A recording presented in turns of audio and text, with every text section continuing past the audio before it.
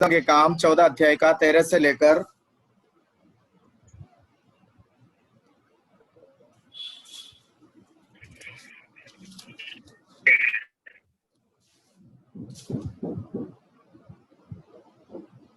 18 तक पढ़े। 13 से 18 तक 13 to 18। ज्यूस के उस मंदिर का पुजारी जो उनके नगर के सामने था, बैल और फूलों के हार फाटकों पर लाकर लोगों के साथ बलिदान करना चाहता था। परंतु बरनबास और पौलुस प्रेरितों ने जब यह सुना तो अपने कपड़े फाड़े और भीड़ में लपके और पुकार कर कहने लगे, हे लोगों, तुम क्या करते हो? हम भी तो तुम्हारे समान दुख सुख भोगी मनुष्य हैं और तुम्हें सुसमाचार सुनाते हैं कि तुम इन व्यर्थ वस्तुओं से अलग होकर जीव परमेश्वर की ओर हो, जिसने स्वर्ग, पृथ्वी और समुद्र और जो कुछ उनमें है बनाया।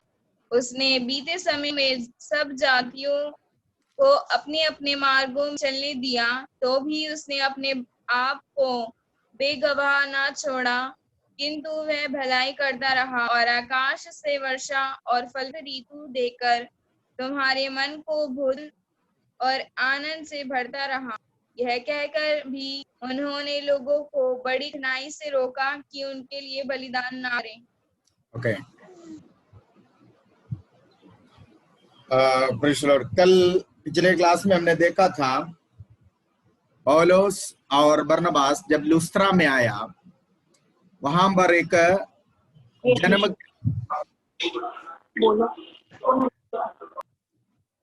जन्म का लंगड़ा जो कभी नहीं चला था अपने पैर से, उसको पौलुस ने ठीक कर दिया। जब पौलुस ने उनको ठीक कर दिया, लोगों ने पौलुस और बरनबास को देवदास समझकर एक का नाम ज्यूस और दूसरे का नाम हिर्मेस रखा है। सो पौलुस को उन्होंने हिर्मेस नाम दे दिया, जो देवदाओं का प्रवक्ता कहा जाता था, और बरनबास को उन्होंने ज्यूस नाम रखा है। ये काम जब हुआ तब वहां पर जो ज्यूस मंदिर था, उस मंदिर की पुजारी ने फूल माला लाए और बैलों को लेकर आया और लोगों के सामने ये बरनबास और पौलुस के लिए बलिदान चढ़ाने के लिए लेकर आया। मतलब ये देवता मनुष्य के रूप में हमारे पास आया कर। देखिए लोग कितने निर्बुद्धि है। सचमुच में ईश्वर जब संसार में आया, उनके लिए कोई अपना जान देने के लिए या एक बलिदान चढ़ाने के लिए तैयार नहीं थे, लेकिन मनुष्य आया। वो परमेश्वर अपने सामर्थ्य के द्वारा जब पौलुस और बरनबास के द्वारा कार्य किया, तो उनके सामने बलिदान चढ़ाने के लिए तैयार हो गया। सो पौलुस और बरनबास को वे लोग देवदास समझकर उनके लिए बलिदान चढ़ाने के लिए प्रयास किया है, हम देखते हैं। और मंदिर का पुजारी इसमें लीडरशिप लिया, अगुवाई किया है लोगों को। देखिए ये कितनी बड़ी गलत है कि आराधना हमेशा परमेश्वर को देना है, मनुष्य को हम आराधना नहीं करें। यद्यपि भी मनुष्य के द्वारा कोई चिन्ह और चमत्कार प्रकट होते हैं, उस मनुष्य को इतना हाईलाइट ना करे। यूहन्ना बपतिस्मा देने वाले यीशु को रास्ता तैयार करने के लिए, यीशु के बारे में कहने के लिए आया था। यीशु के बारे में कहने के लिए, यीशु के लिए रास्ता तैयार करने के लिए आया हुआ यूहन्ना बपतिस्मा देने वाले ने ये कहा, वो बड़े मैं घटूं। कौन बड़े? जो मेरे पीछे आने वाला है, ठीक है। मैं उन्हीं के कारण यहाँ पर हूं, मैं उन्हीं के लिए यहाँ पर हूं, मैं उसके लिए रास्ता तैयार करने के लिए आया हूं, मैं उनके कारण यहाँ पर हूं। हमारा भी लक्ष्य यही होना चाहिए। आप जो है वो प्रभु के कारण है, आप जो है वो प्रभु के लिए है, ठीक है। हम हमारे लिए नहीं है, हमारा नाम को ऊंचा करने के लिए नहीं है। परमेश्वर जो कुछ हमारे सेवकाई के द्वारा करते हैं वो हमारा नाम को बढ़ाने के लिए, ऊंचा करने के लिए नहीं, बल्कि प्रभु के नाम की महिमा के लिए है। सो देखो वो गधे के हालात देखो। यीशु जब तक उस गधे के ऊपर बैठा था तब तक गधे के आगे लोग चादर बिछाए, फूल माला बिछाए, फूल बिछाए, डालियां काट कर डाले, गधे को आदर सम्मान दिया, ठीक है। लेकिन उसके बाद मान लीजिए 2 दिन के बाद वही गधा उसी रास्ते से अगर गुजरे जिसके ऊपर यीशु नहीं है, तो लोग क्या उनके आगे कपड़ा बिछाए? लोग क्या उनके आगे कपड़ा बिछाएंगे या फूल बिछाएंगे? नहीं है ना। तो उस गधे को जो आदर मिला, सम्मान मिला, क्यों मिला? गधे को, यीशु जिस गधे के ऊपर बैठकर यरूशलेम से, बदभागे से लेकर यरूशलेम तक गया, उस गधे को लोगों ने देखकर आदर सम्मान अगर किया, उसके आगे अगर चादर बिछाया, उसके आगे अगर लोगों ने पेड़ों की डालियां काटकर उसके आगे रोड के दोनों तरफ खड़े होकर होशन्ना होशन्ना गाया, तो गधे के लिए नहीं बोला, बल्कि वो गधे के ऊपर बैठा हुआ विराजमान प्रभु यीशु को देकर किया।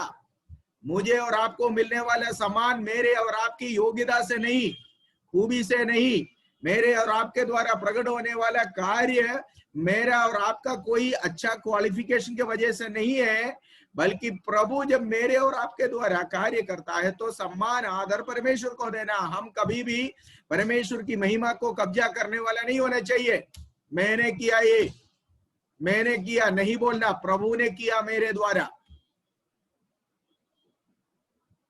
That should be our attitude. ठीक है। सो ये लोग पुजारी पौलुस के और बरनबास के सामने बलिदान चढ़ाने के लिए लेकर आया।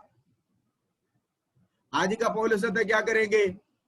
पुजारी को बीच में खड़ा करेगा, पौलुस लेफ्ट साइड में खड़े हो जाएगा, बरनबास को राइट साइड में खड़ा कर देगा, सेल्फी लेगा, खींचेगा, पूरा सोशल मीडिया में डाल दे, देखा पुजारी तक जो है हमें मानने लगे हैं। ऐसे पौलुस ने ऐसा नहीं किया। अगला दिन में लुस्त्रा शहर में बहुत बड़ा कटआउट दिखाई देगा पौलुस का, है ना।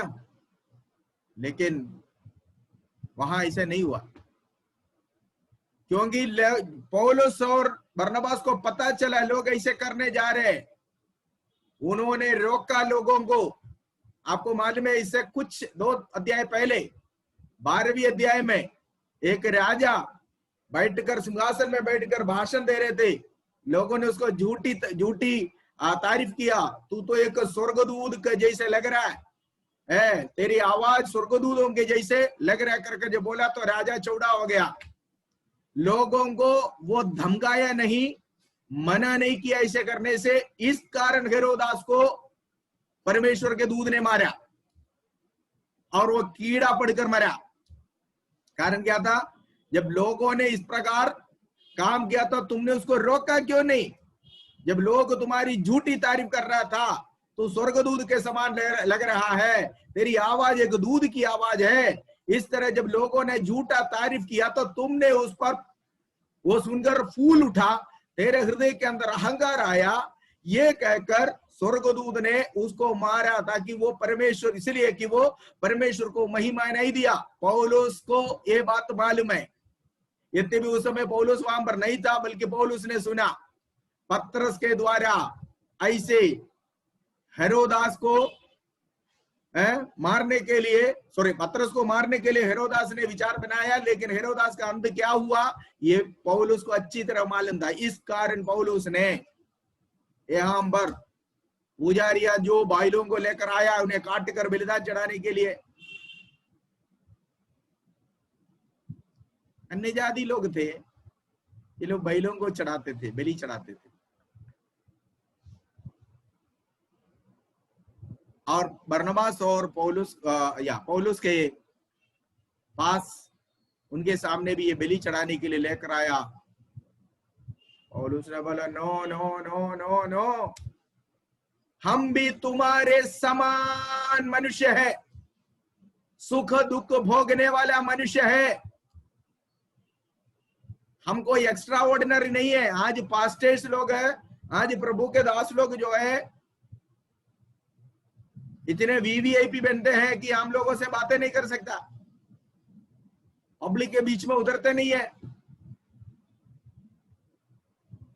बड़े बड़े स्टेज तैयार करके दे दो, हवाई जहाज में उतर कर वहीं से वहां एस्कॉर्ट गाड़ी में आएगा, स्टेज में घुसेगा, प्रचार करेगा, पीछे वाले दरवाजे से निकल के जाएगा, किसी से कोई मतलब नहीं है। पौलुस और बरनबास की सेवकाई ऐसा नहीं था।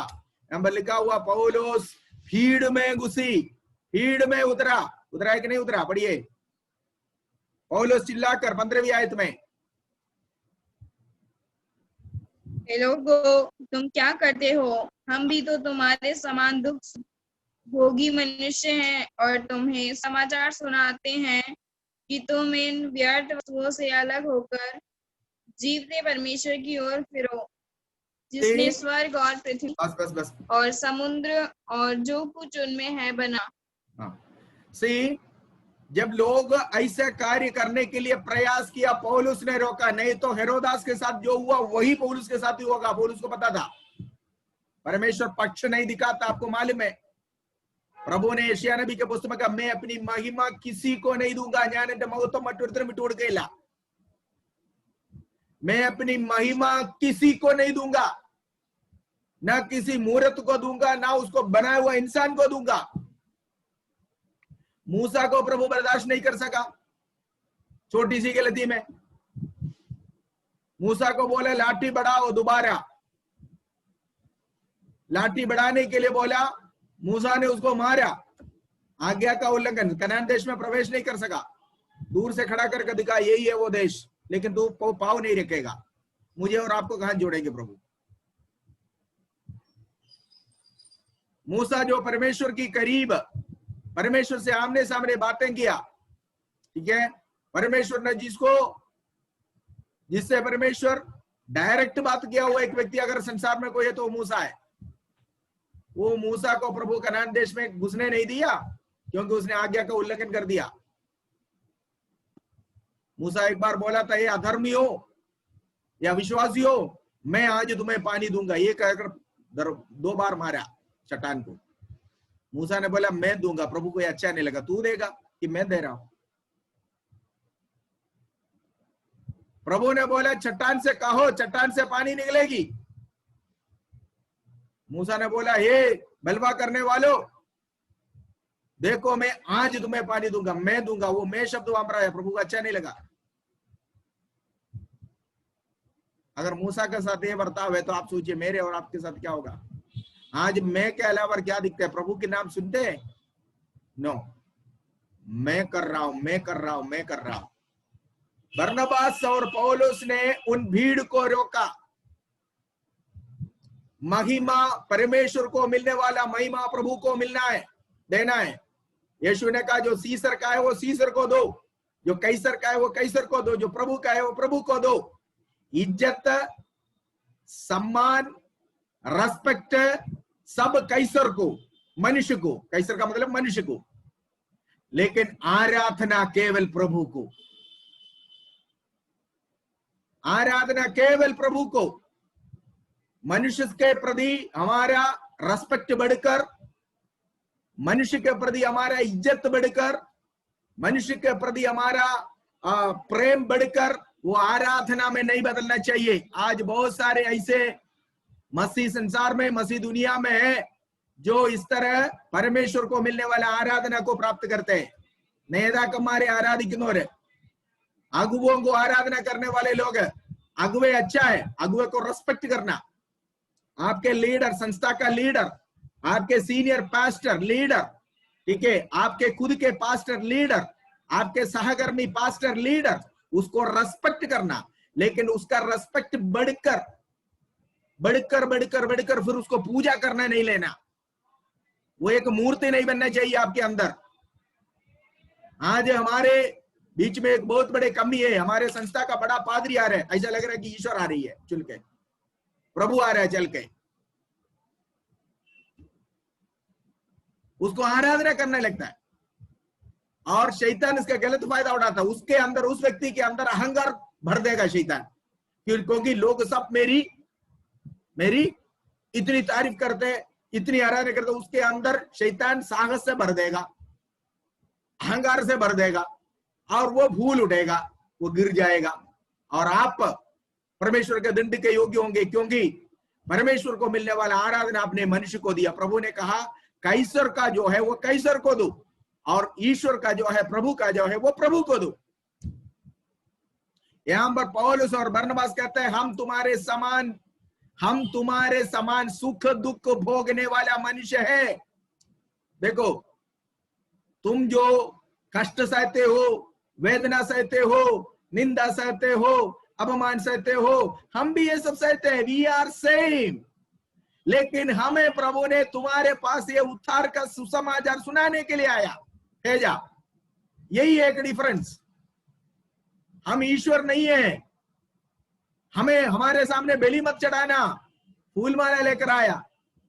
और उसने बोला नो, हमें तो छोड़ेंगे नहीं, छोड़ेगा। हम लोग सोचेगा इसके द्वारा हो सकता है लोगों ने आपको उठाकर डाल दो फेसबुक में 50 या 50,000 लाइक मिलेगा, कुछ लोग शेयर भी करेगा, लेकिन प्रभु के तरफ से आपको कोई लाइक नहीं मिलेगा। परमेश्वर के तरफ से आपका पॉइंट गिर जाएगा। और हेरोदास ने जो परमेश्वर को मिलने वाली इज्जत, परमेश्वर को मिलने वाला क्या कहता है, उपासना, आराधना, झूठा तारीफ प्राप्त किया, कीड़े पड़कर मरा। पौलुस ने बोला नो, ऐसा नहीं करना, हम तुम्हारे समान मनुष्य हैं। और उन्होंने ये कहा कि तुम इन व्यर्थ बातों को छोड़कर, कौन सी व्यर्थ बातें हैं? जो कुछ अभी तुम लोग ये कर रहे हैं, ये बलि कराना, ये पशुओं को बलि चढ़ाना, ठीक है, देवी देवताओं के सामने बलि चढ़ाना, ये सब बातों से फिरो, जीवित परमेश्वर की ओर मोड़ो।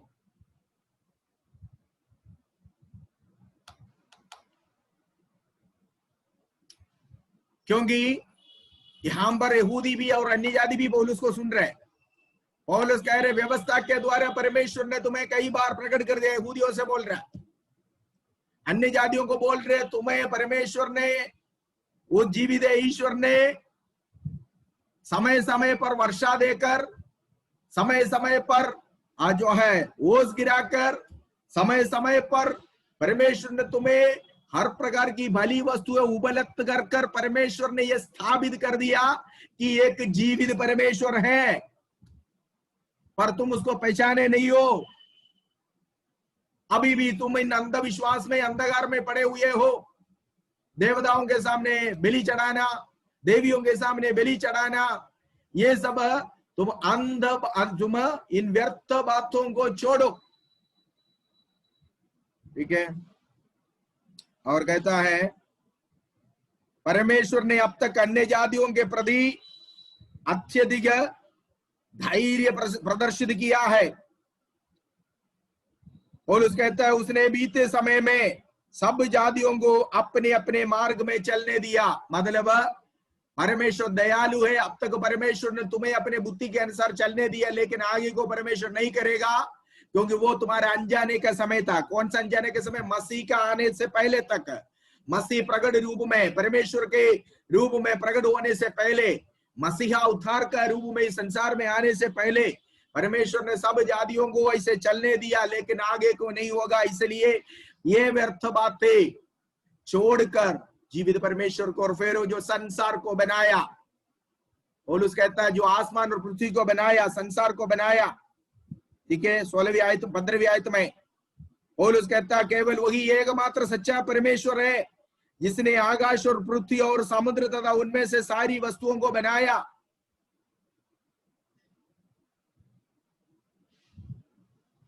हैं?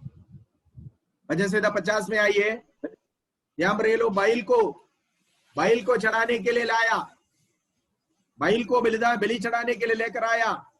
वजह से 50 में आइए, पिछले दिन में हम लोगों ने इस आयत को पढ़ा था, एक बार फिर से पढ़ेंगे। यदि मैं भूखा हूं क्या तुमसे कहूं, पढ़िए उस आयत को,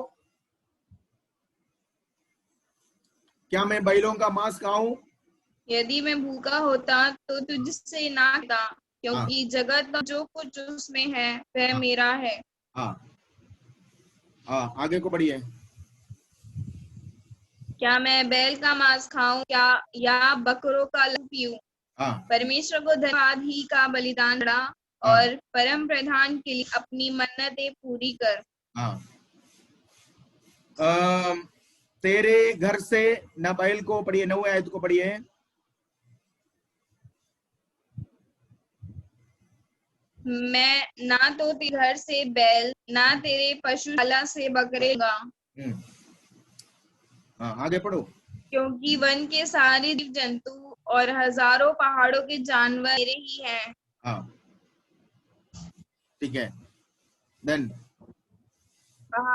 इनफ इनफ। यहाँ प्रभु परमेश्वर का वचन इस प्रकार है, ना तो मैं तेरे घर से बैल को लूंगा, ना तेरे गौशालों से मैं भेड़ बकरियों को लूंगा, मुझे ये सब नहीं चाहिए। पौलुस यहाँ पर करता है, सृष्टिकर्ता परमेश्वर ने ये सबको सृष्टि किया, परमेश्वर को तुम्हारा बैल का जरूरत नहीं, ये व्यर्थ बात है, इससे फेरो, इससे मोड़ो। सनातन परमेश्वर ने संसार की सृष्टि जब किया तो ये सब वस्तुओं की, सब प्राणियों की सृष्टि की। प्रभु कहता है क्या मैं बैलों का मांस खाऊं? तुम लोग किसके लिए चढ़ाने आए हो? जिस परमेश्वर की सुसमाचार, जिस परमेश्वर की जो है वचन सुनाने के लिए हम आए हैं, वो परमेश्वर को तुम्हारे मांस की जरूरत नहीं। किसके लिए चढ़ा रहे हो? हम देवता नहीं है, हम इंसान है। आज लोगों को इंसान कौन है, ईश्वर कौन है, ये पहचान नहीं है, क्योंकि अंधकार का प्रभु, अंधकार का सरदार उनकी आंखों को अंधा कर रखा हुआ है, इसलिए मनुष्यों की पूजा करते हैं, मनुष्यों की आराधना। आज हम देखते हैं कि कितना मनुष्य है, पुरुष भी है, स्त्रियां भी है, अपने आप को ईश्वर कर बैठे हुए हैं। हाँ, अपने आप को ईश्वर कहते हैं, और ईश्वर के पास भी फेसबुक और व्हाट्सएप भी है, चलाते हैं सब, कहते हैं ईश्वर है। ठीक है, जब बीमार आ जाते तो अच्छे से अच्छे अस्पताल में भर्ती हो जाते हैं। ईश्वर क्या बीमार के ऊपर बीमारियों को चढ़ाई देता है, लेकिन खुद जब बीमार हो जाते हैं तब मल्टी स्पेशलिटी हॉस्पिटल में एडमिट हो जाते हैं। पौलुस ने कहा ये सब जो तुम करते हो ये व्यर्थ है। लुस्त्रा में पौलुस का प्रचार है, लोग उनके सामने फूल माला लेकर खड़े हैं, पौलुस एक बार हाँ कर दे, एक बार सिर ऐसे झुकाए तो डाल देंगे लोग। परमेश्वर के महिमा कब्जे करने वाला, परमेश्वर की महिमा को पाने वाला, परमेश्वर को मिलने वाला, आराधना को पाने वाला एक चांस भी पौलुस ने नहीं लिया। जहां भी परमेश्वर को, परमेश्वर की आराधना, परमेश्वर की महिमा परमेश्वर को नहीं मिलता, वहां पर परमेश्वर ने कड़ी विरोध कर ऐसा करने वाले लोगों को निरुत्साह किया।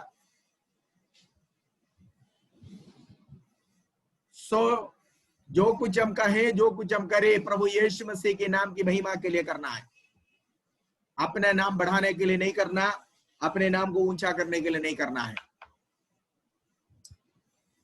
पौलुस चिल्लाकर कहा हम ईश्वर नहीं है, हम साधारण मनुष्य हैं जो तुम्हारे लिए उद्धार का सुसमाचार लाने के लिए जीवित परमेश्वर ने हमें तुम्हारे पास भेजा है। ठीक है, तुम लोग ये जूस और हरमोस जैसे व्यर्थ बातों से, इन अंधविश्वास से जीवित परमेश्वर को और फेरो जो सृष्टि करता है, जो दुनिया के सारे वस्तुओं को रचा है, सृष्टि किया। परमेश्वर ने सूरज को बनाया और वो प्रभु के सामने तुम्हारे मोमबत्ती की क्या जरूरत है, तुम्हारी अगरबत्ती की क्या मूल्य है। परमेश्वर ने संसार के सारे पेड़ पौधों को बनाया, वहां में उनमें से एक पेड़ है नारियल, वो नारियल का पेड़ का एक नारियल लाकर तुम ईश्वर को चढ़ाए तो क्या दिया? लाखों करोड़ों नारियल के पेड़ परमेश्वर ने संसार में पैदा किया, सृष्टि किया, उनमें से एक दाना या एक फल, नारियल का एक फल लेकर तो ईश्वर के सामने रखकर कहता मैंने बहुत बड़ी बातें प्रभु को दिया। क्या दिया है? इतनी खूबसूरत दुनिया, ऐसे ऐसे चीजें आपने देखा नहीं है। आपने केवल वो डेड बॉडी के ऊपर रखने वाला फूल का क्या नाम है उसका? गेंदा, गेंदा, डेड बॉडी के ऊपर रखने वाला, या रोज फ्लावर, जो रोज की फूल आपने देखा होगा। ये दो है, लेकर जाते हैं, लो जी चढ़ावा। लेकिन कभी डिस्कवरी चैनल देखना, समुद्र के अंदर इतनी खूबसूरत चीजें हैं समुद्र के अंदर, जो वैज्ञानिकों ने कैमरा लगाकर जो है दुनिया को दर्शाता है। इतनी खूबसूरत चीजें समुद्र के अंदर सृष्टि कर रखा हुआ परमेश्वर को तुम डेड बॉडी के ऊपर डालने वाला माले के 4 फूल लाकर, लो जी मैंने बहुत दिया आपको। क्या दिया? प्रभु की सृष्टि से लेकर आया हुआ चीजें, प्रभु खुद सृष्टि किया हुआ चीजें, वो प्रभु को देने से, चढ़ावा करने से कौन सी बड़ी बातें हो गई है? कोई बड़ी बात नहीं, ये सब की जरूरत नहीं है। भजन संहिता 50 में लिखा हुआ, परमेश्वर को धन्यवाद का भेंट चढ़ाओ, अपना हृदय प्रभु को दे दो, अपना जीवन प्रभु को दे दो, दिल रूपी मंदिर में वो ईश्वर को बैठाओ, दिल के अंदर के सारे गंदगियां दूर कर दो, पाप की दागों को मिटा दो, धो डालो, शुद्ध कर दो, और मन मंदिर में वो प्रभु वास करता है। मनुष्य के हाथों से मंदिरों में नहीं, बनाए हुआ मंदिरों में नहीं, परमेश्वर हमारे मन मंदिर में वास करता है। परमेश्वर अपने हाथों से बनाए हुआ मंदिर में वास करता है। इस कारण तुम लोग ये सारे व्यर्थ बातें छोड़कर जीवित ईश्वर की ओर फेरो, जो संसार का रचने वाला है, संसार को सृष्टि करता है। वो ईश्वर ने सृष्टि किया, वो ईश्वर की सृष्टि है। तुमने जो लेकर आया हुआ है बैल, वो ईश्वर की सृष्टि है। ये फूल माला जो तुमने लेकर आया हुआ है, प्रभु के ओर से, प्रभु ने सृष्टि किया हुआ। उन पौधों में फला हुआ इन फूलों को लेकर तुम लोग आए, और ईश्वर को चढ़ाने के लिए परमेश्वर खुद का बनाया हुआ सृष्टि अगर वही परमेश्वर को चढ़ाए तो क्या फायदा हुआ? अपने आप को प्रभु को दे दो। ये था पौलुस का संदेश का निचोड़। ठीक है। और कहा 17वीं आयत में, परमेश्वर ने बीते दिनों में अन्य जातियों को अपने अपने मार्गों में चलने दिया, लेकिन आगे को परमेश्वर ऐसे चलने नहीं देगा। यद्यपि तुम्हारे पास लिखा हुआ एक व्यवस्था नहीं आया तो भी परमेश्वर ने बीते दिनों में तुम्हें दिया हुआ, तुम्हारे ऊपर उंडेला हुआ, तुम्हें अब तक परमेश्वर ने जीवन दिया, श्वास दिया, वर्षा दिया, धूप दिया। इन तमाम बातों से परमेश्वर ये प्रकट कर रहा था कि इस संसार के ताकतों से बढ़कर एक सामर्थ्य जो इन सबको कंट्रोल करता है। समय समय पर ऋतुएं बदलते हैं, समय समय पर समय काल बदलता जा रहा है। वर्षा के समय में वर्षा आता है, गर्मी के समय में गर्मी, ठंड के समय में ठंडी। कौन इसको कंट्रोल करता है? कौन कंट्रोल करता है? तो प्रभु ने ये सब दुनिया को, प्रभु को न जानने वाले लोगों को भी परमेश्वर ने ये सब देखकर प्रकट कर रहा था, there is someone who is controlling all these things. कोई है जो इसको कंट्रोल कर रहा है। पौलुस कहता वही सृष्टि करता है, हम उसके प्रचारक हैं, हम उसके बारे में कहने के लिए आए हैं। इसलिए तुम लोग इन व्यर्थ बातों को छोड़कर, जूस को और हरमोस जैसे देवताओं को पूजना छोड़कर जीवित ईश्वर की ओर फेरो, जो संसार का मालिक है, संसार का खालिक है, संसार का रचने वाला, संसार का सृष्टिकर्ता जीवित परमेश्वर की ओर फेरो। यही था पौलुस का प्रचार का मतलब। तब यहूदी लोग उन्होंने कहा, ये कहकर उन्होंने उन लोगों को ऐसा काम करने से रोक दिया। ठीक है। पौलुस अगर वहां छुप गया होता, शैतान जीत लेता, लेकिन पौलुस सीधे मना कर लोगों को बोला, हम नहीं, हमें नहीं, दादा को, दानों का नहीं, हमें दादा को पूजा करना है। ये सब वस्तुएं परमेश्वर का दान है, ये दिया हुआ एक ईश्वर है, उसको जानो, उसको पूजा करो, उसकी आराधना करो, उसको बलिदान चढ़ो। हमें नहीं है। मैं और आप, हम भी आपके समान एक तुल्य मनुष्य है, सुख दुख भोगने वाला मनुष्य है। हम आपसे अलग नहीं है, हम आपसे हटके नहीं है, हम भी तुम्हारे समान है। लेकिन खासियत केवल इतना है, ये वचन प्रचार करने के लिए हमें नियुक्त किया है, ये सुसमाचार आपको सुनाने के लिए हमें प्रभु ने भेजा है।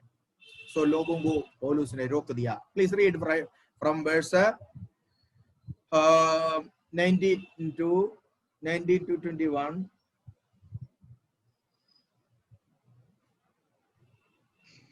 परंतु कुछ यहूदी ने अंताकिया और इकुनियुम से आकर लोगों को अपनी ओर कर लिया और पौलुस पर पथराव किया और मरा समझकर उस नगर के बाहर घसीट ले गए। पर जब चेले उसके चारों ओर आ खड़े हुए तो वह उठ नगर में गया और दूसरे दिन बरनबास के साथ बे को चलाया। वे उस नगर के लोगों को सुसमाचार सुनकर और बहुत से चेले बनाकर लुस्त्रा और इकोनियम और अन्ताकिया को लौट आए।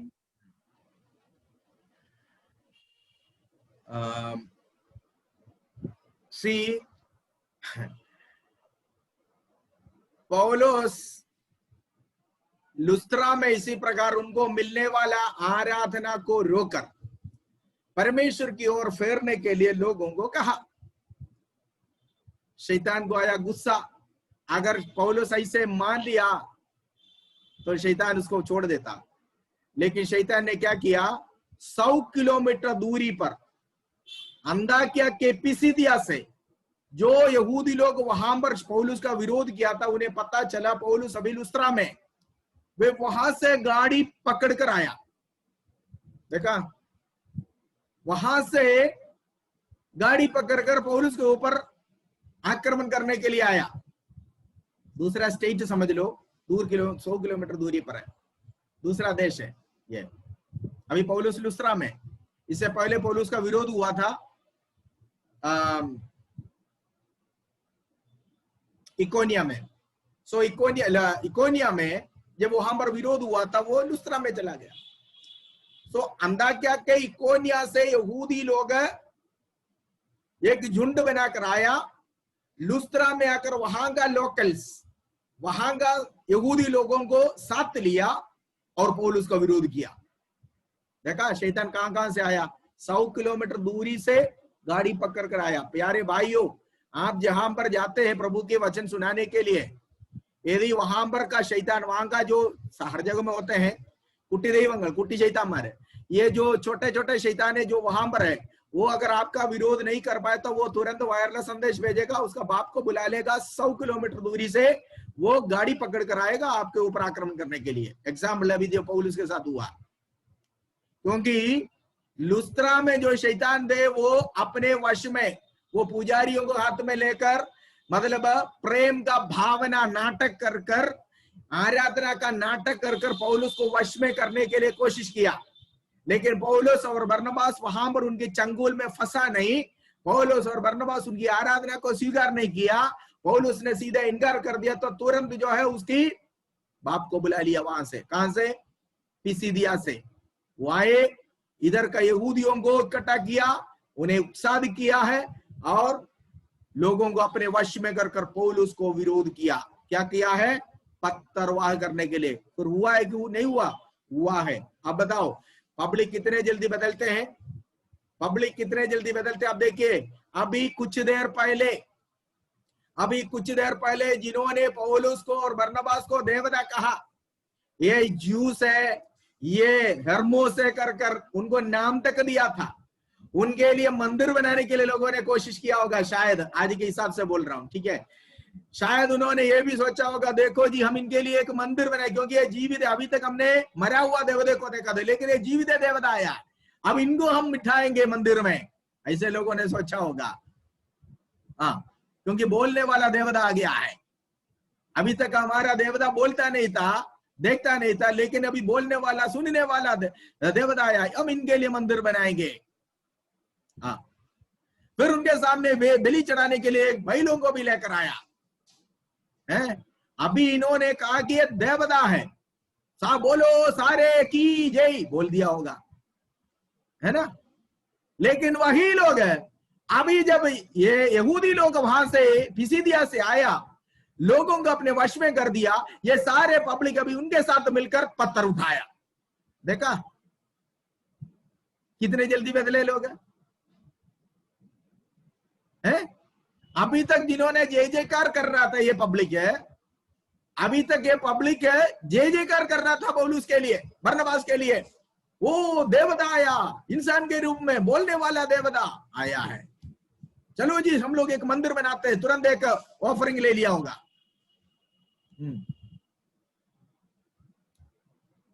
लेकिन पल भर में पलट गया। अब लोगों ने आकर कहा कि ऐसा नहीं है, ऐसा नहीं है। यहूदी लोग इकट्ठा होकर उनको पत्थरवाह करने का विचार किया। सभी लोगों ने जो जय जयकार किया था वे सब हाथों में पत्थर उठाया, मारा भी है,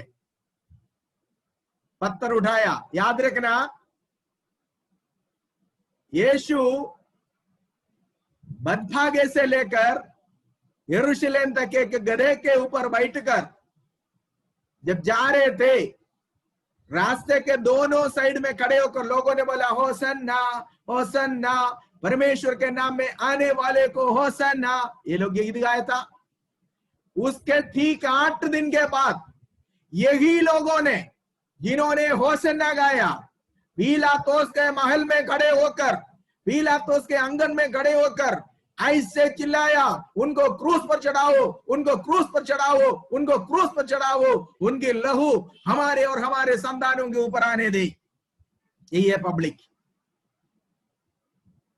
यही है पब्लिक। यही बात पौलुस के साथ भी हुआ। यीशु के लिए जिन्होंने होशन्ना गाया, वही लोगों ने यीशु को क्रूस पर चढ़ाने की मांग किया। आज हमारे साथ जो है, कभी विश्वास नहीं करना है कि ये परमानेंटली हमारे साथ रहेंगे।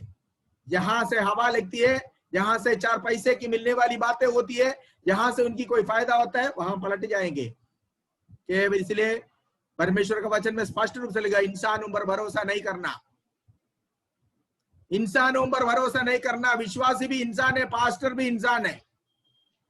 भरोसा नहीं करना इंसान पर, प्रभु पर भरोसा करना है, क्योंकि इंसान बदलेगा, लेकिन न बदलने वाला अगर कोई है तो वो प्रभु है, जिसने कहा कल और आज और सर्वदा मैं एक सा हूं, मैं कभी ना बदलता। सो इंसान अभी हाँ बोलेंगे, थोड़ी देर में ना बोलेंगे। पौलुस को ईश्वर कर मानने वाला लोग, पौलुस को फूल माला चढ़ाने वाले लोग, पौलुस के सामने वेदी बनाकर बैल को बलिदान चढ़ाने के लिए आया हुआ लोग अब पत्थर उठाया। वे पौलुस को पत्थरवाह किया यहूदियों के संग मिलकर। क्या हो गया? पत्थर, सोचा कि पौलुस मर गया, उन्होंने उस कंडीशन में पत्थर मारा। कल मैंने आपको एक बात बोला था, है ना, परमेश्वर की सेवकाई के लिए पौलुस तो निकला, लेकिन पौलुस ने जो कुछ किया वो सबका परमेश्वर ने उसको अच्छा मजा छका के ही पौलुस को जो है सेवकाई में मजबूत किया। स्तिफनुस के साथ जो किया वही पौलुस के साथ हुआ।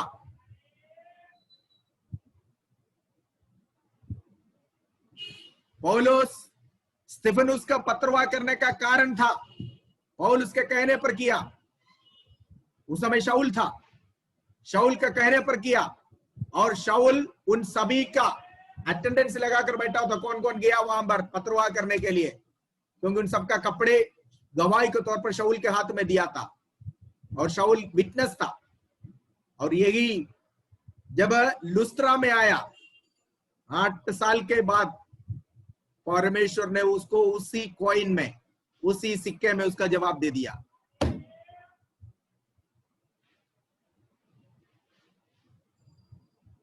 स्तिफनुस केवल एक ही प्रचार किया, एक ही बार मार खाया। पौलुस कई प्रचार किया, जहां भी प्रचार किया मार खाया।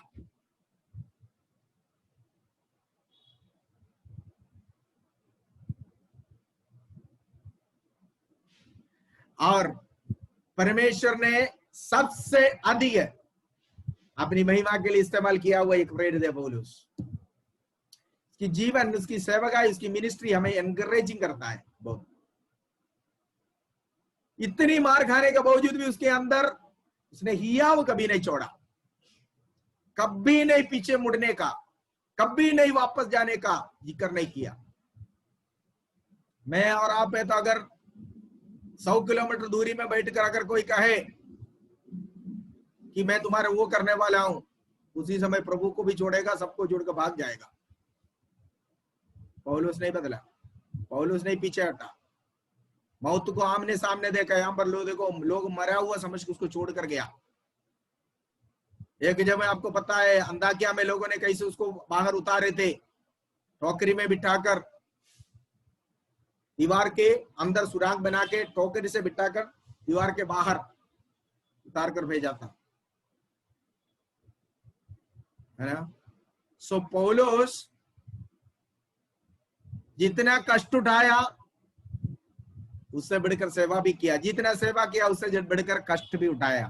तो सेवकाई कष्टों से भरा हुआ है, कष्ट के बिना सेवकाई नहीं है। यीशु कभी एक ऐसा कंफर्ट जोन को ऑफर नहीं किया। हम लोग आज कंफर्ट जोन चाहते हैं, कंफर्ट जोन नहीं है। काम करने वालों को प्रतिफल तो मिलना चाहिए, हक तो है, मिलेगा, पर ये कष्टमय जीवन है, ये एक सुखदायक जीवन नहीं है। प्रभु ने कभी ये सुखदायक जीवन ऑफर नहीं किया। सुख हमें मिलेगा जब हम स्वर्ग में पहुंचेंगे। अभी संसार में कष्ट सहकर ही हम स्वर्ग में पहुंचे। अभी पौलुस कहते हैं अगले आयतों में पहले कहता है, ना कि प्रभु के सेवकों ने, प्रेरितों ने कहा, वे सब कष्ट उठाया, कष्ट सहकर मरे। यूहन्ना को जैसे पप्पड़ तलते इसी तरह उबला हुआ तेल में तल कर निकाला, जिससे यूहन्ना ने प्रेम का प्रेरित कहा गया। उस यूहन्ना को पप्पड़ तलते हैं ना उबला हुआ तेल में, इसी तरह तेल उबालकर उसको जिंदा डाल दिया। पतरस को उल्टा कर कर क्रूस पर चढ़ाया था। यीशु का सिर ऊपर पैर नीचे था, पतरस का पैर ऊपर सिर नीचे करके। याकूब को तलवार से मारा, पहले से आपको मालूम है। थॉमस जो इंडिया में आकर मरा, उसको भाला मारकर, क्योंकि उसने कहा था जब तक यीशु के पंजीर में भाला मारकर जो निशान यीशु के जो पंजीर में आया, जब तक मैं उसके अंगुली डालकर देखूं तब तक मैं विश्वास नहीं करूंगा, ऐसा कहा हुआ थॉमस को भाला मारकर मारा हमारे इंडिया में। ठीक है, सारे प्रेरितों की लाइफ ऐसा था। लेकिन आज का प्रचारक लोग जो है वो क्या कहते हैं कि यीशु के पास आओ, सब मिट गया, सब मतलब नो प्रॉब्लम, फाइनेंशियल प्रॉब्लम नहीं होगा, बीमारी नहीं होंगे, आर्थिक समस्या नहीं होंगे, आओ प्रॉब्लम नहीं होगा, ये प्रॉब्लम नहीं होगा कर कर आज का प्रचारक जो है ना लोगों को खींच के लाता है लोग। लेकिन वचन ऐसा नहीं है, वचन उसका विरुद्ध है। लेकिन लोग ये सुनकर जब प्रभु में आता है, प्रार्थना कर रहा है, 1 साल हो गया, 2 साल हो गया, फर्क नहीं, तो वो वापस चला जाता है। कारण क्या है? ये पादरियों ने झूठ बोलकर उनको लाया था। यीशु ने कभी नहीं कहा कि मैं तुम्हारा कर्जा उतारूंगा। कोई 10 लाख रुपया 20 लाख रुपया कर्जा लेकर बैठा हुआ है, वापस देने के तरीका नहीं है। पादरी ने बोला प्रभु के पास आओ, प्रभु ठीक कर देगा। वो आया, प्रार्थना कर रहा है, लेकिन 2 साल हो गया, चुका नहीं। घर गृहस्थी जो भी था, बैंक वाले ने कुड़की लेकर गया और वो व्यक्ति विश्वास से चला गया। हम तो 2 साल चर्च में गया, पादरी ने हमें बोला कि प्रार्थना करने से, ये करने से हो जाएगा। क्या प्रभु ने बोला प्रार्थना करने से तेरा बैंक का लोन मैं चुका दूंगा? झूठ क्यों बोलते हो? लोगों को गलत तरीके से गाइड मत करना। यीशु पापों का कर्जा चुकाने के लिए आया है। उसको बोलो अनंत जीवन चाहिए, स्वर्ग में जाना है। ये सांसारिक जीवन सुख से भरा हो, दुख से भरा हुआ, 70 ज्यादा से ज्यादा 80, इसके बाद एक जीवन है। उस जीवन में अगर आपको प्रवेश करना तो यीशु को ग्रहण करना होगा। इसी तरह प्रभु का वचन सुनाओ। लोगों को केवल नाशवान चीजों की ऑफर देकर सुख सुख सुख सुख कहकर अगर आप सुसमाचार सुनाओगे, जब उनके जीवन में तकलीफ आएगा, क्लेश आएगा, वो वापस जाएगा। पौलुस को लोगों ने पत्थरवाह किया, पौलुस बेहोश हो गया, लगभग मरा हुआ समझकर, जिन्होंने अंधा क्या से आया शैतान, देखना आकर इन लोगों के अंदर घुसा, इधर के यहूदियों के अंदर, और वे पत्थरवाह कर पौलुस को मरा समझकर चला गया और उसको नगर के बाहर तक खींच लिया। स्तिफनुस को भी यही किया, स्तिफनुस के साथ भी यही किया ना। पढ़िए थोड़ी, हम लोग पीछे चलेंगे। स्तिफनुस के साथ क्या किया था इन्होंने, 7वें अध्याय में आइए।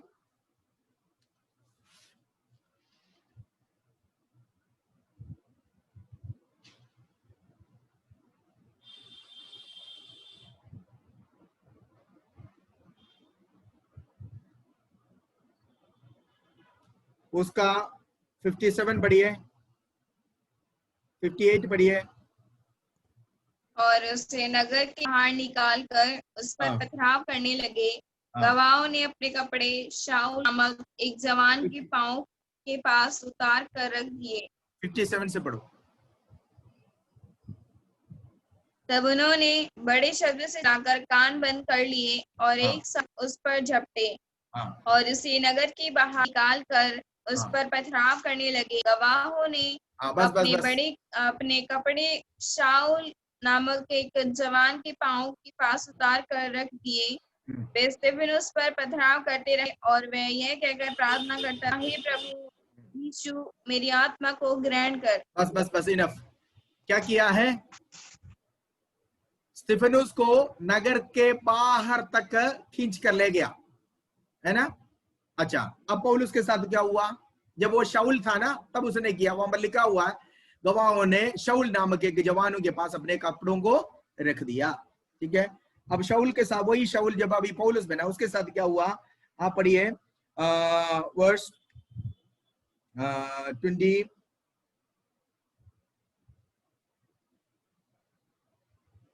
19 पढ़िए, 14-19। परंतु कुछ यहूदियों ने अकिया और इकुनियुम आकर लोगों को अपनी ओर कर लिया और पौलुस पर पथराव किया और मरा समझकर उसे नगर के बाहर घसीट ले गए। हुआ ना, जैसे करनी वैसे बरनी हो गया ना, जो दिया वही मिल गया ना, मिला कि नहीं मिला, मिल गया है। साइंस पढ़े हुए कितने लोग इधर बैठा है, साइंस पढ़ा हुआ कितने लोग बैठा है कॉलेज में, स्कूल में साइंस।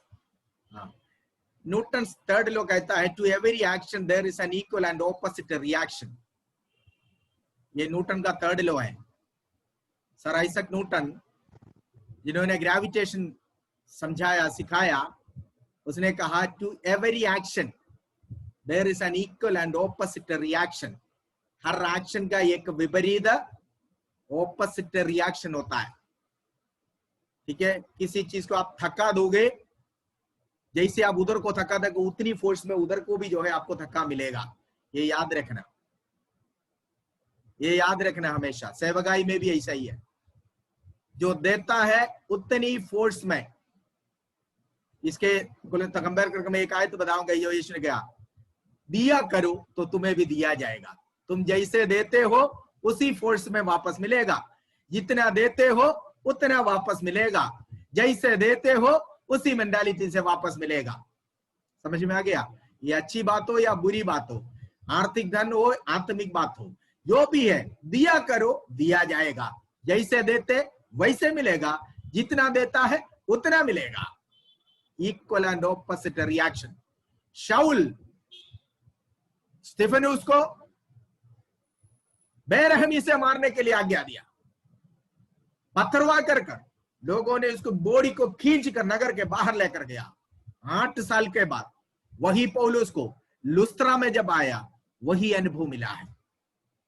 प्यारू, प्रभु की सेवकाई में प्रभु ने हमें बुलाया, खड़ा किया, परमेश्वर की रहम मेहरबानी है। लेकिन याद रखना परमेश्वर हमें इन कष्टों के द्वारा, जो कुछ हमने, अगर हमने इससे पहले प्रभु की कलीसिया को उपद्रव किया, वह लोग है, उसको तो परमेश्वर उसी अनुभव के द्वारा हमें भी गुजरने देगा। उसी अनुभव के द्वारा आपको गुजरने देगा। ये परमेश्वर का एक उसूल है। पौलुस को प्रभु ने पौलुस क्या क्या किया कलीसिया को उपद्रव करने के लिए, उन तमाम उपद्रवों के द्वारा पौलुस को गुजरने दिया ताकि उसको समझ आए कि उपद्रव करने से क्या होता है। ठीक है, सो फिर लोगों ने उसको नगर के बाहर कर दिया। पढ़िए वर्स 21 से लेकर पढ़िए। वो चेले लोग, सुनिए, लेकिन चेले लोग, ये चेले कौन है? ये अभी अभी जो विश्वास में आए नए लोग, ये लोग उनके पौलुस के चारों तरफ खड़े हो गए। पौलुस मरा हुआ समझकर जिन्होंने आक्रमण किया वो लोग छोड़कर गया। थोड़ी देर के बाद ये पौलुस उठ गया। पौलुस उठ गया, उडुम्बिന്റെ जन्म। पौलुस मरा नहीं है, क्योंकि अगर पौलुस मर गया तो परमेश्वर का प्लान चौपट हो जाएगा। परमेश्वर का प्लान पौलुस के प्रति बहुत बड़ा है। शैतान जो सोचता है, जो कल्पना करता है, वो नहीं है पौलुस के प्रति प्रभु का योजना। शैतान हो सकता है आपको एक बार दो बार जो है पत्रवा कर मार के, या है शैतान तृप्त हो सकता है, लेकिन प्रभु के योजना जब आपके ऊपर है, परमेश्वर उस योजना के अनुसार ही काम करेगा। ऐसे जल्दी मरने नहीं देगा। भले जितना धमकी आने दे, जितनी बार खतरे में पड़े, जितने बार कुछ भी हो जाए, प्रभु का सही समय पर ही आपकी सेवा प्रभु समाप्त करा देगा। इससे पहले नहीं होगा। शैतान ने सोचा पौलुस की इतिहास खत्म हो गया, लेकिन प्रभु ऐसे करने नहीं देगा। थोड़ी देर के बाद चेले सारे उनके चारों तरफ खड़े हो गए थे। वर्स 20 में हम लोग देखते हैं वे उठकर खड़े हो गए, उठकर खड़े हो गए और क्या किया है? अगला दिन, उस दिन मार खाया, उनके बीच में उठा, शहर के बाहर कर दिया, फिर शहर के अंदर आया, लोगों के साथ जाकर रहने लगा। अगला दिन दरबा में चला गया, नेक्स्ट प्लेस में दरबा। अगला दिन वो दरबा में गया। क्यों? क्योंकि लोगों को पता चलेगा कि शाऊल अभी मरा नहीं है, फिर आने का संभावना है, इसलिए उनसे बचने के लिए दरबा में चला गया। अब लुस्त्रा में ये हुआ, वहां विरोध हुआ, चमत्कार भी हुआ, विरोध भी हुआ। इससे पहले पिसिदिया में, वहां पर भी विरोध हुआ, चमत्कार भी हुआ। ठीक है, हर जगह में चमत्कार भी होता है, विरोध भी होता है, लेकिन पौलुस हारता नहीं। अभी लुस्त्रा में विरोध हो गया, सेवकाई म्यूट नहीं किया, सेवकाई को लपेटा नहीं है, बल्कि दूसरे जगह में गया, वहां पर भी चुप नहीं रहा। वहां जाकर क्या किया? पढ़िए 21 से लेकर लास्ट तक, जल्दी पढ़िए।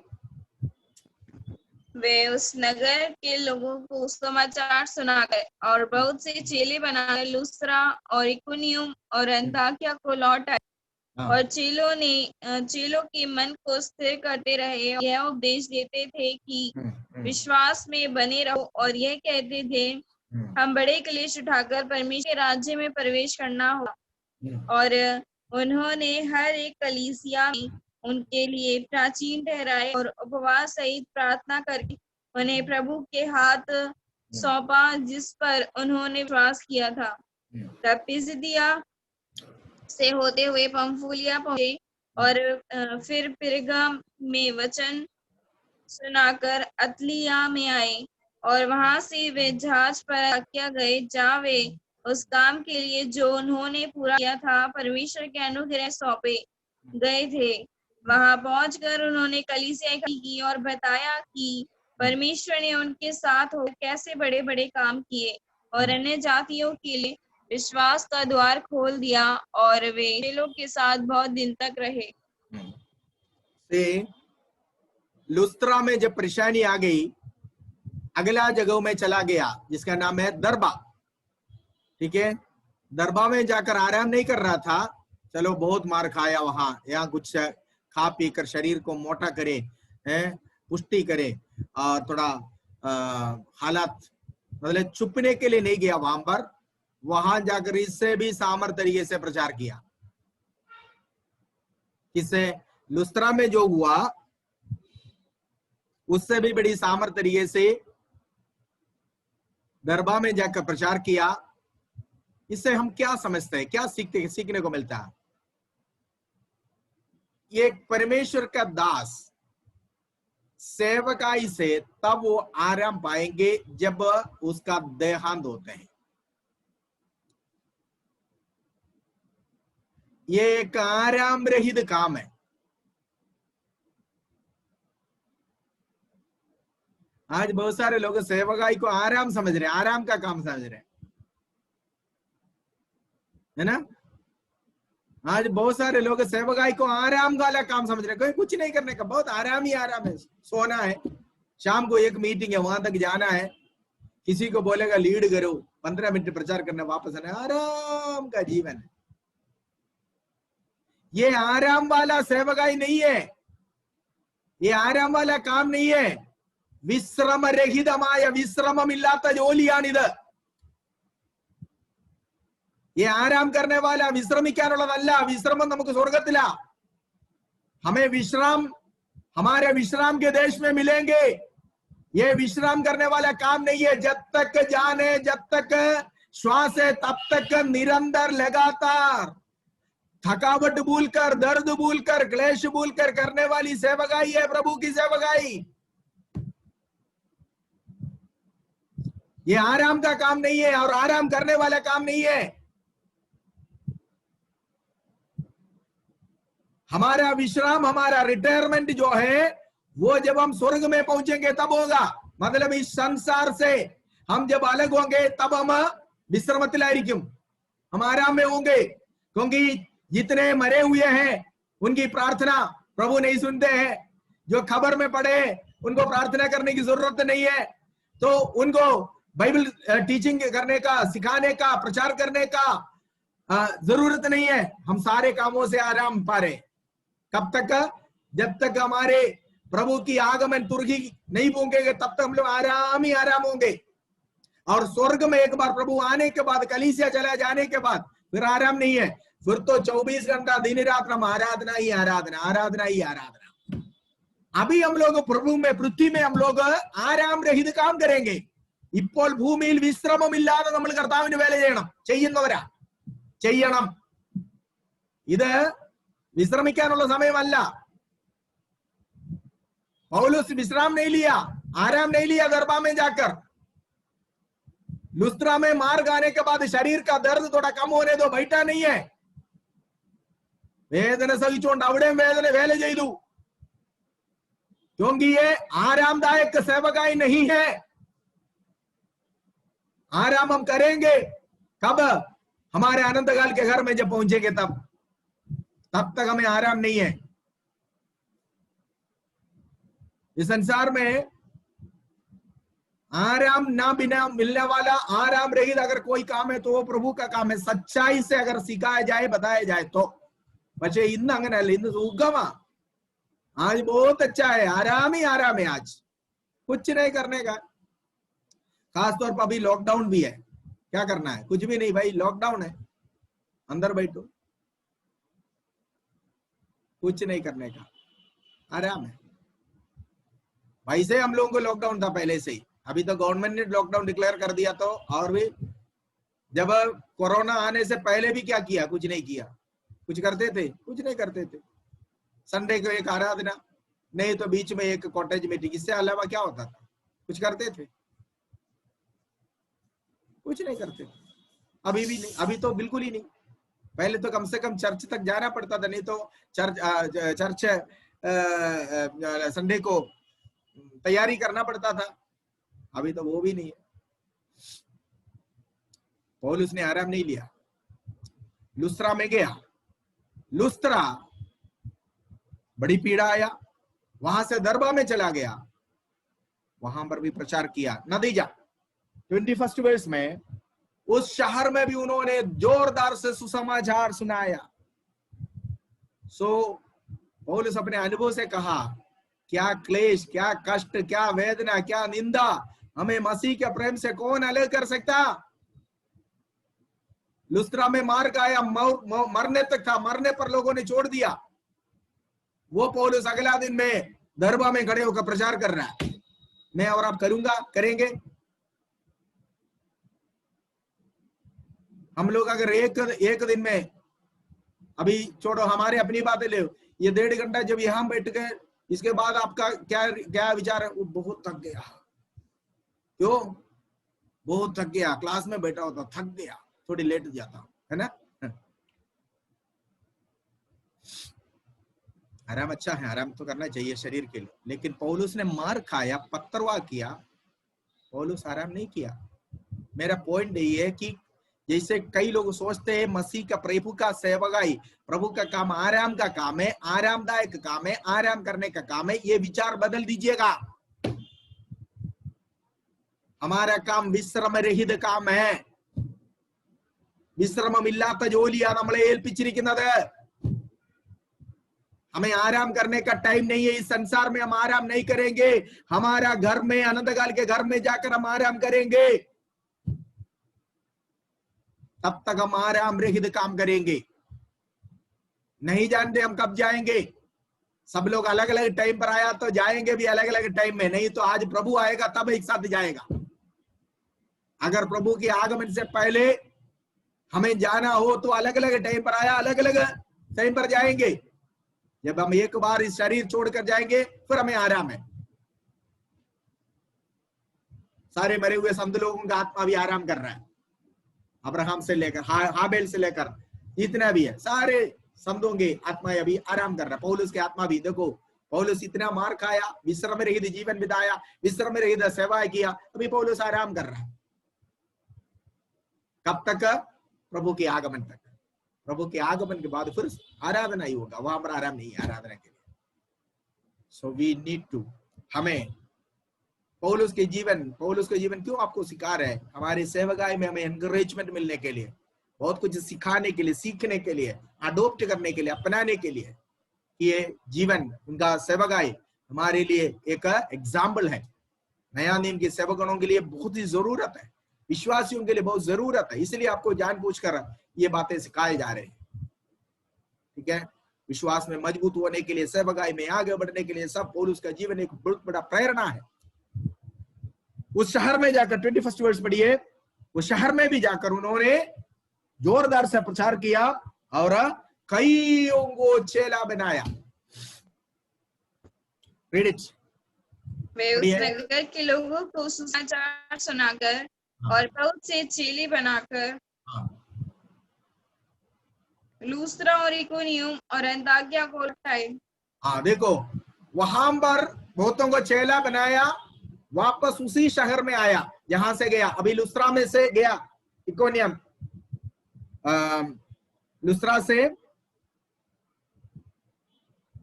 लुस्त्रा में विरोध हुआ था और वहां से दरबा में चला गया। ठीक है, दरबा से वापस लुस्त्रा में आया, कल जहां पर मार खाया उसी जगह में वापस आया। आगे उनको कह रहे हैं विश्वास में स्थिर रहना। इसी प्रकार 22 वर्ष में जिस जगह में उसने पत्थरवाह किया, उसको पत्थरवाह किया, पत्थर खाया, यहां पर लोगों ने उसका मुर्दा समझकर छोड़कर गया था, उसी जगह में वापस आकर वहां का विश्वासियों को, उनके द्वारा वहां पर विश्वास में आया हुआ लोगों को कह रहा है, तुम लोग ये पीड़ा देकर, ये परेशानी देकर विश्वास से पीछे नहीं हटना, विश्वास से नहीं हटना, प्रभु के वचन में स्थिर रहना।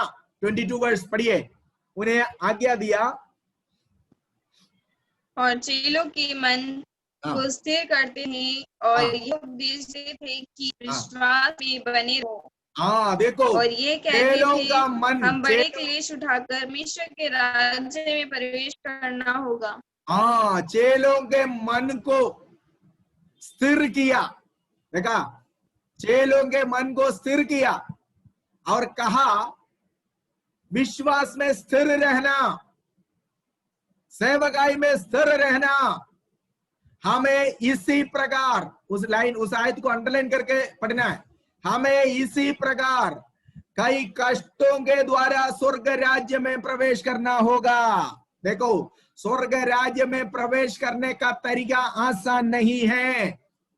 आज बहुत सारे प्रचारक लोग कहते हैं very easy to get into heaven, आओ आओ आओ, बहुत आसान है मसीह के पीछे चलना। नो, यीशु ने बोला ये क्रूस उठाकर चलने वाला जीवन है। इसलिए प्रभु ने बोला जो कोई अपना क्रूस उठाकर मेरे पीछे नहीं बोलेगा वो मेरा शिष्य होने का योग्य नहीं है। यीशु कभी जो है एक आनंददायक फूल माला से भरा हुआ एक जीवन प्रभु ने कभी प्रदान नहीं किया, ऑफर नहीं किया, चेलों ने नहीं किया। पौलुस कहता है हमें कष्ट सहकर स्वर्ग राज्य में प्रवेश करना है। तो विश्वास जीवन कष्टों से भरा हुआ, लेकिन कष्टों के साथ हम नाश ना होने देंगे। पौलुस कष्ट के साथ नाश नहीं हुआ। पौलुस के जीवन में बहुत सारे विपत्ति आया। तीमुथियुस की पत्री मैंने आपको पहले पढ़ाया। पौलुस को इवन इतना तक माना तो उसकी मौत का समय तक कब है। इससे पहले उसने बोला मैं अभी से अर्थ के नए उंडेले जा रहा हूं, मेरा कूचने का समय भी आ चुका है। पौलुस बड़ी स्पष्ट रूप से तीमुथियुस के पत्री में दूसरी तीमुथी में कहता है। कष्ट के साथ उसको नाश होने नहीं दिया प्रभु ने, बल्कि पौलुस ने कहा कि कष्टों के द्वारा ही स्वर्ग राज्य में प्रवेश करेगा। यीशु ने कहा तुम्हें दुनिया में कष्ट है, लेकिन ढांढ से रखो, क्योंकि मैंने दुनिया को जीत लिया। मसीह जीवन अगर कोई पास्टर कहता है यीशु के पास आओ तो सारे कष्ट दूर हो जाएगा, उसको वचन नहीं पता है, या तो वो लोगों को जानबूझकर झूठ बोल रहा है। प्रभु ने नहीं कहा कि तुम्हारे पास साथ कोई कष्ट नहीं होंगे। यीशु के सारे चेले लोग कष्टों के द्वारा गुजरे हैं। आज भी मसीह लोग सही जीवन बिताने वाले, हेरा फेरी ना करते हुए प्रभु के साथ ईमानदारी से चलने वाले लोग आज भी कष्ट के द्वारा जीवन गुजर रहे हैं। लेकिन उसका कष्ट का अंत होगा कब? जब वो स्वर्ग राज्य में प्रवेश करेंगे। धनवान और लासर की बातें प्रभु ने खोल के बोला, देखो लासर संसार में उसके पास कुछ भी नहीं था, उसके साथ दुख ही था, क्लेश ही था, लेकिन उसके मौत के बाद जब संसार में जितना वो दुख उठाया उससे 10 गुना 100 गुना ज्यादा परमेश्वर ने उसको स्वर्ग में सुख दिया। तो हमारा स्वर्ग, हमारा सुख हमें जो प्रभु ने दिया वो स्वर्ग राज्य में है, आत्मिक जीवन में है। संसार में सांसारिक जीवनों में खुशी देगा, सांसारिक जीवनों में हम जो है हमारे सारे दुख हटाएंगे करके प्रभु ने कभी नहीं बोला। पौलुस ने लुस्त्रा में आया, जहां मार खाया, पथरवाह किया गया, वहां खड़े होकर लोगों को बोल रहे, जो लोग कल इनके साथ जो कुछ हुआ वो देखा हुआ लोगों को आकर कह रहे, विश्वास में स्थिर रहना।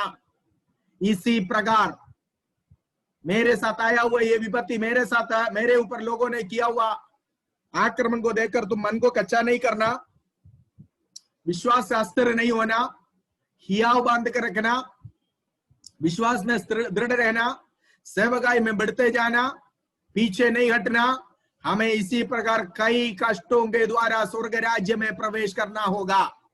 स्वर्ग राज्य का रास्ता, यीशु ने कहा सक्रे रास्ते से गुजरने के लिए कोशिश करो। धनवान का स्वर्ग राज्य में प्रवेश करने से ऊंट का सुई के नाक से निकलना आसान है। ये सब कष्टों को दर्शा रहा है। ऊंट सुई के नाक के द्वारा कैसे निकलते हैं? शायद मैंने आपको इससे पहले बोला था, याद है आपको किसी को? ये सुई का नाक क्या होता है बताया? मालूम है आपको? सुई का नाक जो कहा गया वो क्या है? वो सुई नहीं है जो आप कपड़ा सीलते हैं। कपड़ा सीलने के सुई का नाक जो होता है जिसमें हम लोग धागा डालते हैं, वो आपको मालूम है कि धागा उसमें सही तरह से नहीं जाता तो ऊंट कहां से जाएगा? ये नहीं है। यीशु का कहने का मतलब वो नहीं था। यीशु का कहने का मतलब है धनवान का स्वर्ग राज्य में प्रवेश करने से आसान है, ऊंट का सुई के नाक से गुजरना। इसका मतलब यही है, यरूशलेम मंदिर के मेन फाटक जो है, बड़ा फाटक होता था। ये फाटक शाम को बंद हो जाता है 6 बजे। तो दूर से जो व्यापारी लोग आते हैं वो अगर उस समय ऊंट के ऊपर अपने सामान को लाद कर लाता था, ट्रक वगैरह नहीं होता था। तो फाटक अगर बंद हो गया तो क्या होंगे? ये फाटक बंद होते ही उसके अंदर से इंसान को घुसने के लिए, आपने देखा होगा बड़े बड़े स्कूल का, फैक्ट्री का वगैरह का जो है ना बड़ा दरवाजा बंद है, उसके अंदर से केवल आदमी को अंदर आने जाने के लिए एक छोटा सा दरवाजा है, देखा है? उसको कहता है सुई का नाक। उस दरवाजे के नाम है सुई का नाक। सो ये लोग, व्यापारी लोग जो ऊंट को लेकर आते थे दूर से व्यापार करने के लिए, सिटी में प्रवेश करने के लिए, तो शाम को दरवाजा मेन गेट बंद हो गया, अंदर जाना है। तब क्या करते हैं व्यापारी लोग, ये ऊंट के ऊपर से सारे बोरिया नीचे गिराकर ऊंट को लिटा कर नीचे लिटा कर इस छोटे से दरवाजे के अंदर से ऊंट को अंदर जाने देता। तो ऊंट जो है वो छोटे दरवाजे के अंदर ऐसे तकलीफ करके मुश्किल से अंदर घुस जाता है। एक बार वो अंदर घुस जाता है, फिर सामान बोरिया एक एक करके उठाकर अंदर डालेगा, डालकर फिर उसके ऊपर रखकर फिर मेन गेट से फिर पैदल अंदर बहुत दूर 2 किलोमीटर 3 किलोमीटर अंदर जाना होता है। ऐसे चलते थे। तो इस छोटे दरवाजे के अंदर से ऊंट जो है, ऊंट का शेप आपको पता है ना, ऐसा है, पहाड़ जैसे होता है ना, तो एक तो शेप भी नहीं है उसको, तो वो अपने शरीर को जो है ना बड़ी खराचवर आ जाता है, क्योंकि छोटा दरवाजा लोहे का दरवाजा है, इसके अंदर से जब गुजरेगा तो लोहा तो मुड़ेगा नहीं बल्कि इसको मुड़ना पड़ेगा। तो वो ऐसे अपने शरीर को बचाने के लिए ऐसे तकलीफ कर सहकर जो है जो गुस्सा, ये देख यीशु ने बोला देखो ऊंट का सुई के अंदर से निकलना फिर भी आसान है, लेकिन एक धनवान का स्वर्ग राज्य में प्रवेश करना इतना आसान है नहीं होगा। ये यीशु का कहने का मतलब, ना कि वो सुई का धागा नहीं डाल सकते, धागा डालने के लिए भी चश्मा लगाना पड़ता, वो भी मोटा मोटा चश्मा, फिर भी नहीं दिखेगा, वो नहीं है। स्वर्ग राज्य में प्रवेश करना, पौलुस कहता है इसी प्रकार हमें कई कष्टों को सहते हुए स्वर्ग राज्य में प्रवेश करना होगा। आज का जो प्रोस्पेरिटी थियोलॉजी कहते हैं, जो आज के नया ये जो न्यू जनरेशन पादरिया निकले हुए हैं, जो कहते हैं कोई कष्ट नहीं, यीशु के पास आओ बस, सब कुछ तुम्हारे पास है, हमें दे दो और तुम्हें तुम्हारा काम प्रभु देखेगा और तुम हमें देते रहो। यही है उनका प्रचार करने का मतलब, तुम्हारा काम प्रभु देखेगा, तुम हमें देते रहो, जो कुछ तुम्हारे पास है लाकर इधर दे दो और तुम्हारा काम प्रभु देखेगा। यही है उनका प्रचार करने का मतलब। इन बातों में नहीं आना है। मसीह जीवन कष्टों से भरा हुआ है, क्लेशों से भरा हुआ है। पौलुस विश्वासियों को हियाव दिया, बोला विश्वास में स्थिर रहना, हमें इसी प्रकार कई कष्टों के द्वारा स्वर्ग राज्य में प्रवेश करने वाला है, करना है। ऐसा कर उन्होंने क्या किया है, और कलीसिया में विश्वासियों को, जो नए नए विश्वास में आए चेलों को मन को दृढ़ कर दिया, और कलीसिया में उपवास और प्रार्थना करके कलीसिया में प्राचीनों को नियुक्त किया। ये प्राचीन बुजुर्ग नहीं है, याद रखना, ये प्राचीन बुढ़े बुढ़िया नहीं है, बल्कि ये प्राचीन कौन है, ये प्राचीन का मतलब ये लोग अभी अभी नया कलीसिया है, अभी अभी विश्वास में आया हुआ लोग है, लेकिन जो अभी अभी विश्वास में आया हुआ लोगों से जो अच्छा विश्वास रखने वाला, अच्छा वचन समझा हुआ लोग है, अच्छा वचन से तजुर्बा पाए हुए लोग, उनको कलीसिया का देखभाल के लिए पौलुस अगली बार आने तक उस कलीसिया को देखभाल करने के लिए उस कलीसिया का जिम्मेदारी सौंपा है प्राचीनों को। तो हमारे एक विचार होता है, प्राचीन का मतलब सुनते तुरंत हम लोग पूरा बाल पक्के हुए हैं और एकदम सफेद बाल हो गया पूरा सर का और बुढ़ा होने चाहिए, ऐसे हम लोग प्राचीन सबसे नहीं, ऐसा नहीं है। प्राचीन का मतलब आत्मिक जीवन में तजुर्बा पाया हुआ, वचन में तजुर्बा पाया हुआ, सेवकाई में तजुर्बा पाया हुआ, उन्हीं लोगों को कलीसिया का प्राचीन नियुक्त कर पौलुस और बरनबास आगे बढ़े हैं। ठीक है, उन्होंने यहां से वापस आया, मतलब अंताकिया से, कुप्रस का अंताकिया से आया, अंताकिया 2 है, कुप्रस का अंताकिया से शुरू किया, उस अंताकिया में अभी जिस रूट से आया उसी रूट में वापस जा रहा है। ठीक है, जिस कलीसिया ने उसको प्रार्थना करके 13वीं अध्याय में मिशनरी यात्रा के लिए भेजा, यहां पर पहला मिशनरी यात्रा समाप्त होते हैं, उसी मिशनरी यात्रा को समाप्त कर वापस उसी कलीसिया में ये लोग जा रहे हैं। पढ़िए वर्स 24 to 28 पढ़िए, 24 से 28 तक फटाफट पढ़िए।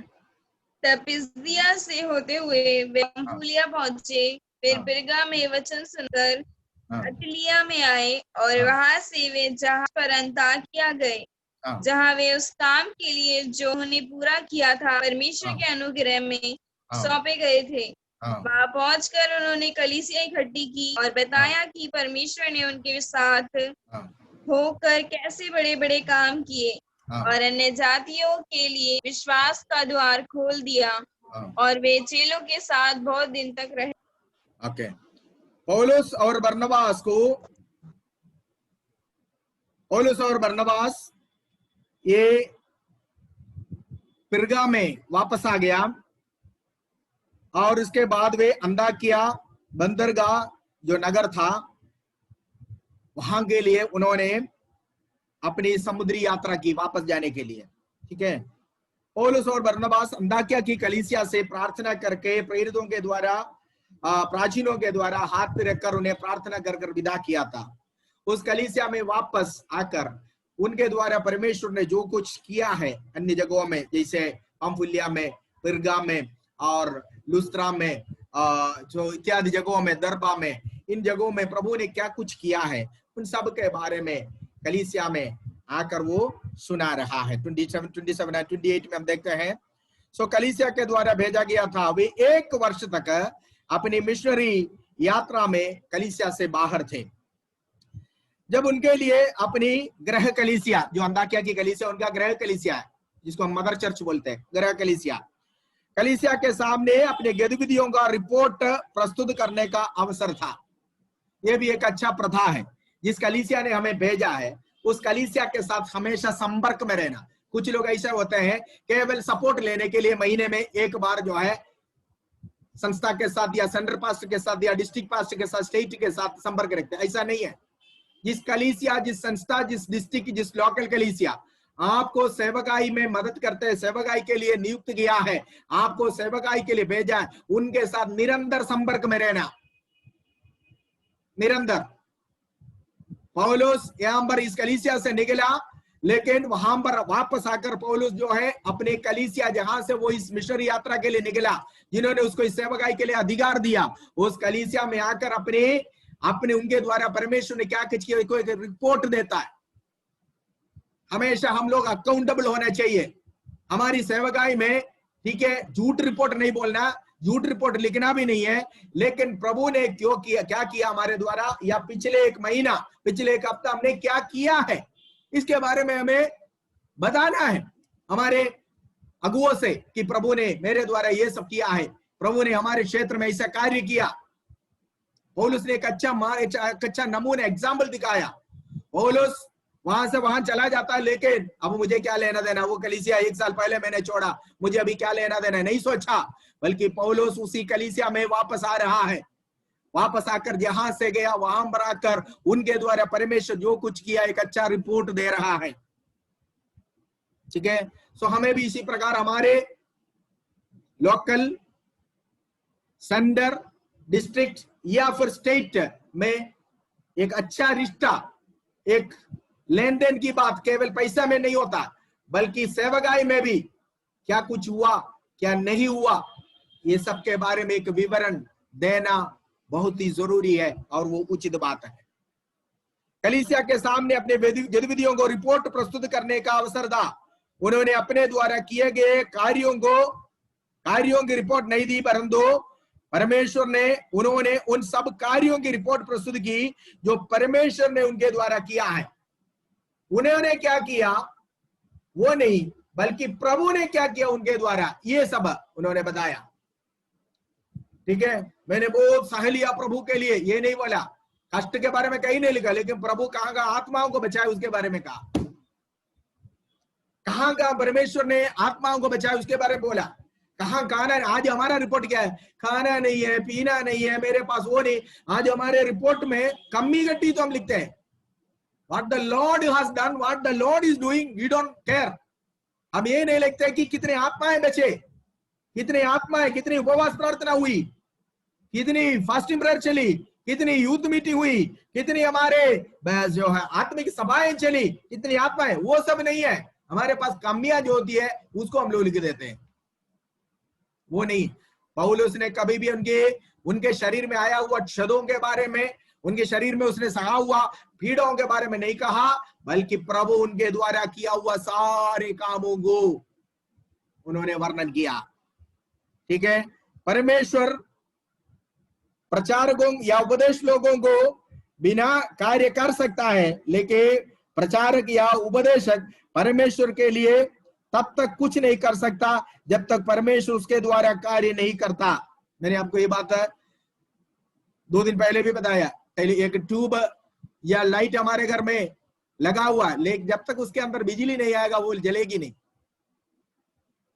ठीक है, मैं और आप इसी प्रकार है, जब तक प्रभु हमारे द्वारा कार्य नहीं करेगा तब तक हम कुछ नहीं कर सकता। इसलिए जो कुछ करता है प्रभु करता है, जो कुछ हुआ प्रभु के द्वारा हुआ, जो कुछ किया जिसने भी किया प्रभु ने किया, हमने नहीं किया, हम तो केवल माध्यम है। ये समझ लो, ये समझना है। अंताकिया की कलीसिया के मसीह लोग निश्चित रूप से अपने मिशनरियों के लिए प्रार्थना कर रहे थे। पौलुस और बरनबास जब से गया 1 साल हुआ, ये लोग निरंतर इनके लिए प्रार्थना कर रहे थे।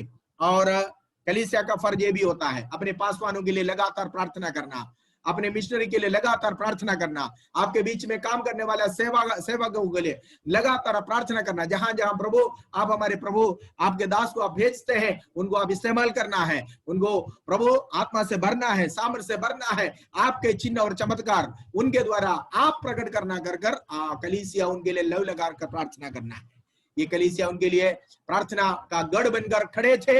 1 साल कलीसिया उनके लिए प्रार्थना किया और वे कई उपद्रव सहा, मरने पर भी था पौलुस पत्रवा किया, लुस्त्रा में बहुत कुछ सहा, फिर वे जिंदा सही सलामत प्रभु ने उनको वापस उसी जगह में लेकर आया जहां से वो सेवकाई के लिए निकले थे। वहां आकर परमेश्वर के द्वारा किया हुआ सारे बातों को बताया। लोग कलीसिया सारी बातें सुनकर परमेश्वर की महिमा किया है। Praise the Lord.